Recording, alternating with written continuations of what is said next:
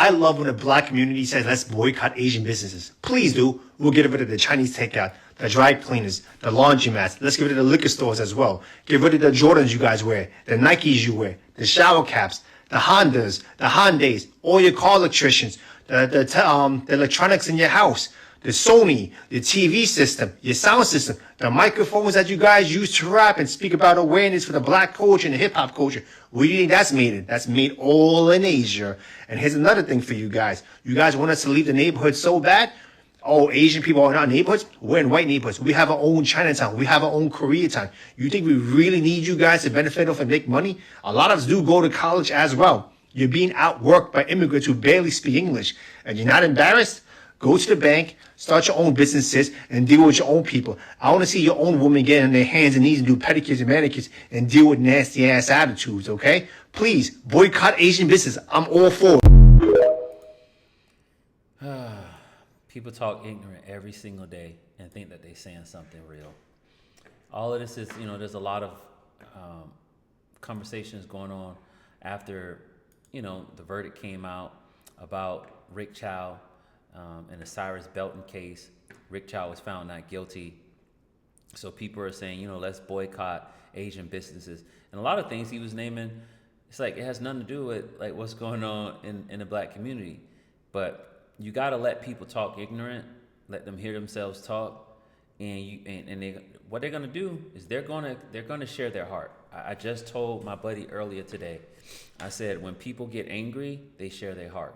When we get angry and we say things, we say what's inside. So only thing he's doing is saying what's in his heart. That's it. And that's why, I have had some experiences at Asian businesses that were pleasant. But I've also said, I've had experiences that weren't pleasant, and I don't like how, it's not about how they make me feel, it's about how they treat you, and I have a problem with that. I don't care who you are. But I definitely don't want to be bothered with you if you don't value my life as a person, as a black man in America.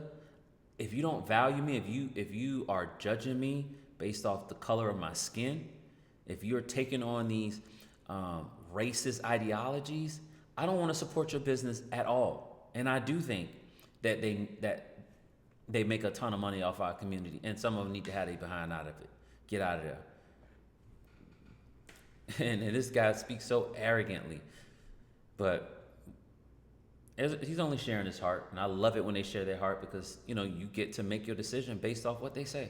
You can't change what you've already said out your mouth. I don't want to be your enemy. I understand you guys are upset, and you want to boycott Asian-run businesses. Totally fair. I do acknowledge that many Asian people could be racist. Could and be. I condemn all races, regardless their ethnicities. Racism should not be accepted or tolerated. But not all of us are racist. I don't think I'm racist. I mean, I try not to be. I don't think I'm racist. I'm just Asian. I don't think it's fair that we all are punished because of one guy. I mean, I don't know who the fuck is Rick Chow is. Why are we all punished because of this one guy? But don't call all Asian people our enemy. He comes across kind of innocent, but I get he's uninformed. Rick Chow is the guy who, I say he got off. And I mean that. He got off on killing a 14-year-old boy. And the evidence proved it, but there was something with the prosecution. They only went for murder. They didn't go for voluntary manslaughter, and they weren't able to prove. I thought it still proved murder, but the way certain laws work, if you don't, and I think was it South Carolina? I think it was South Carolina, but it's shameful. He should have been locked up, but sometimes there's a consequence, and there's an abuse that happens in our community, in our community, to where people do come and mooch off the dollar that's in the black community. And a lot of people don't want to talk about it because they don't want to have to look at the evidence. They don't want to have the uncomfortable conversations. They don't want to talk about racism in the way it exists and the way it has affected us. And the one guy was trying to say, "Oh, y'all getting outworked? Are you serious? Are you serious? A whole people group that survived racism, like racism, slavery, the Jim Crow era, like outworked." See, that's part of this narrative that people buy into. That's so ignorant. That's how I know these people aren't critically thinking, or they're just choosing to be ignorant. A people group like black people who had their own Black Wall Street, it all was burned down. They created whole redlinings, put crack in our community. A system was created to stop us. And you want to say we're lazy? We're still standing today. We're still striving. We're still moving forward as a people group. Yes, in all communities, you're going to have recklessness. You're going to have bad things happening. But as a whole, as a people, we are progressing. We are proving, our value, not just to America, but to the world as a whole. Like all the things we've invented, like this is not about, for me, it's not about proving who we are. That's set in stone. We've already done that. There's no need to prove. It's about reminding people of our dignity and shutting down these lies of these narratives of calling us lazy and saying we're being outworked by immigrants, because we're not. It's like ignoring what the system does and what the system has done and how it has affected our families, how it has affected our communities, how it has affected our men who went and served in the army and fought in wars and came back and couldn't even get the benefits that they were supposed to get, that they were promised and that they were owed to them. Man, get out of here. Try to talk crazy to me. Like, get out of here. All that's nonsense. Let's see what she says about it. I just passed by a boycott of an Asian hair store here in Houston. And immediately when I get on TikTok, I see a post of a young gentleman saying people all over the country are boycotting Asian hair stores and Asian nail salons because of what happened to Cyrus. The most liked comment said, "Why punish other businesses that had nothing to do that?" And my response to that is very simple. Because I can't look at the color of your skin to determine whether you're friend or foe.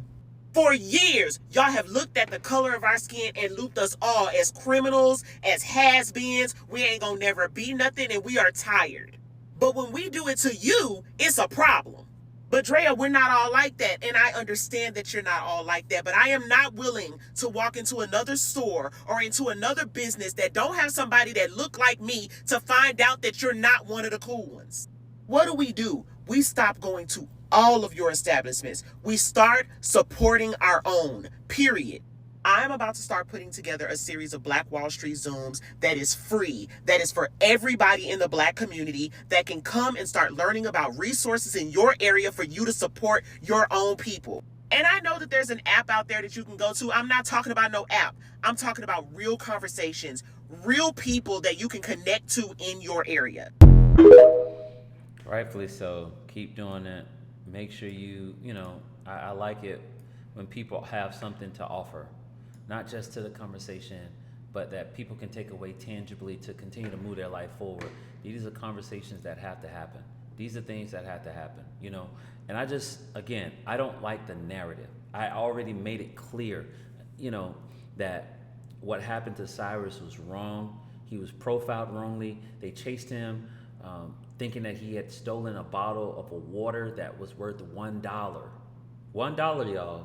Chased him only to find out that he never stole it. And then they tried to turn him into a thug because he had a gun. So it was like, oh, well, we were wrong about how we profiled him and we chased him down. But in the midst of chasing him, we found out he had a gun. So now he's a thug. So first he was a thief. Well, he's not a thief. We found out that he wasn't. But because he had a gun, he is a thug. Yo, y'all let me know what y'all think in the comment section. Sometimes I just get so tired of this foolishness, this ignorance, this intentional and inflammatory language against us as a people group. I just get tired of it, but I'm always push back. I'm always push back against the lies and the narratives. I know what's true about Black people. And a lot of times these people don't study history. They don't even want to know about history because they know history will make their arguments collapse. They don't know nothing about Black Wall Street. But Y'all let me know what y'all think in the comment section. Don't forget to connect with the brand online, www.there'shopebrand.com. And if you haven't subscribed to the channel, make sure you subscribe, and I'll catch y'all in the next video.